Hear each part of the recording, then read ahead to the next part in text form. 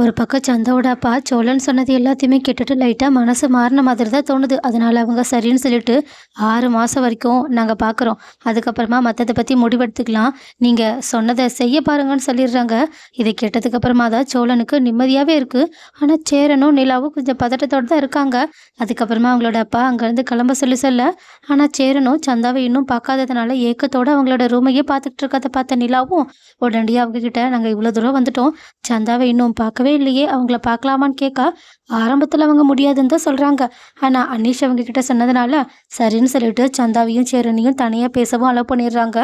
சந்தாவும் சேரனை கட்டி பிடிச்சி கதறி அழுதுகிட்டு இருக்க, சேரனும் அவங்கள சமாதானப்படுத்திக்கிட்டு இருக்காங்க. அப்போ இதை தூரத்துலேருந்து பார்த்துக்கிட்டு இருக்க சோழனும் 2 பேரும் மனசுக்குள்ளே எவ்வளோ காதலை வச்சுக்கிட்டு எவ்வளோ அமைதியாக இருக்காங்க பார்த்தீங்களான்னு கேட்க, அதுக்கு நிலாவும் எல்லாம் பார்க்க நல்லா தான் இருக்குது, ஆனால் என்ன நீங்கள் உள்ளே சொன்னது எல்லாத்தையுமே நம்மளால் எப்படி 6 மாதத்தில் செய்ய முடியும்னு நினைக்கும் போது தான் ரொம்பவே குழப்பமாக இருக்குன்னு கேட்க, அதுக்கு சோழனும் இதை பற்றி என்கிட்ட இப்போ கேட்காதீங்க, நான் அப்புறமா அவங்ககிட்ட சொல்கிறேன்னு சொல்லிட்டு அவங்க இந்த மாதிரி தன்னோட அண்ணனோட சந்தோஷத்தை நினச்சி பார்த்து பார்த்து சந்தோஷப்பட்டுக்கிட்டு இருக்காங்க.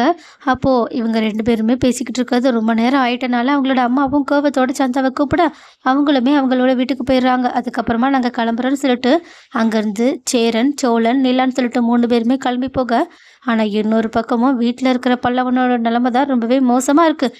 எப்படியாவது வெளியே நல்ல சாப்பாடு சாப்பிட மாட்டோமான்னு சொல்லிட்டு நினைக்கிற பல்லவனோட கனவு எல்லாத்தையுமே கலைக்கிற மாதிரி ஒவ்வொரு நாளும் வானதி புது புது ஐடியாவோட வருவாங்க போல். இன்றைக்கி ஏன்னா இட்லி மாவை எடுத்துகிட்டு வந்துட்டு அதில் உப்பே போடாமல் இட்லியை ஷேப்பாக போட்டு விட்டுட்டு அதில் வேற உப்பு இல்லைன்னொன்னே காரமாக நீங்கள் இந்த இட்லி மிளகா பொடி வச்சு சாப்பிடுங்க, கரெக்டாக இருக்கும், நல்லா இருக்கும்னு சொல்லிட்டு அவங்களையே வற்புறுத்தி சாப்பிட வச்சுக்கிட்டு இருக்காங்க. சரி, பல்லவன் மத்தியானமாவது நல்ல சாப்பாடு சாப்பிட்லான்னு நினச்சா மத்தியானம் கூட விட்டு விடாமல் காலையில் செஞ்ச இட்லியையே நல்லா கட் பண்ணி அதில் மிளகா பொடி எண்ணெய்லாம் ஊற்றி நல்லா கிண்டி இதுதான் மத்தியானத்துக்கு உனக்கு டிஃபனுன்னு டிஃபன் பாக்ஸில் போட்டு கொடுத்து விட, ஆனால் இதை பார்க்குற பல்லவனுக்கும் செம்ம கடுப்பாகுது. அவங்க வேறு வழியே இல்லாமல் அந்த டிஃபன் பாக்ஸை வாங்கிக்கிறாங்க.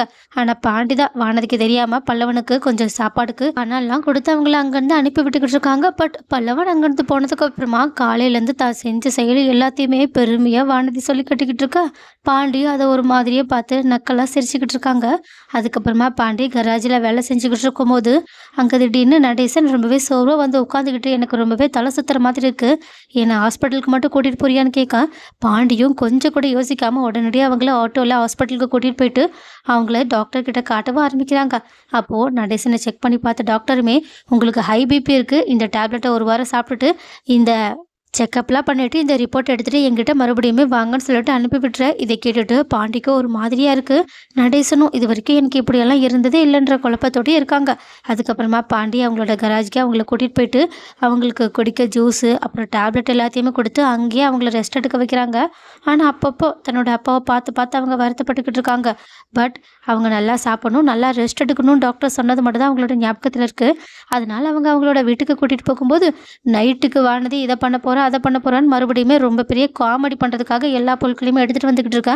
ஆனால் இந்த தடவை காலேஜ் விட்டுட்டு வந்ததுக்கு அப்புறமா பல்லவன் ஸ்ட்ரிக்டாக, என்னால் நைட்டு கண்டிப்பாக அவங்க சமைக்கிறத சாப்பிட முடியாது, நீ தான் அவங்களுக்கு ஏதாவது சொல்லி அங்கேருந்து அனுப்பி வைக்கணும், எனக்கு இன்றைக்கி பரோட்டாவும் சில்லியும் நீ வாங்கி தந்தே ஆகணும்னு சொல்ல, நடேசனும் அதே மாதிரி ஆமையா என்னால் வெளியே போய் சாப்பிட முடியாது, வீட்டுக்கே எனக்கு நல்ல சாப்பாடாக வாங்கிட்டு வந்துடு, அந்த பிள்ளை செய்கிற சாப்பாடை மட்டும் எனக்கு கொடுத்துடாத, அப்புறம் கண்டிப்பாக எனக்கு இன்னும் பிபி ஹை ஆகிடும்னு சொல்லிட்டு அவங்க ஒரு பக்கம் பயமுடுத்த, அதனால் பாண்டியுமே இந்த தடவை ஸ்ட்ரிக்டாக வானதிக்கிட்ட பேசணுன்ற முடிவோடு இருக்காங்க. ஸோ பொறுத்திருந்து பார்க்கலாம் பாண்டி வானதிக்கிட்ட எப்படி தான் இந்த விஷயத்த சொல்லி புரிய வைக்கிறாங்க, அதை எப்படி தான் வானதி புரிஞ்சுக்கிறாங்கன்றதை பார்க்கலாம்.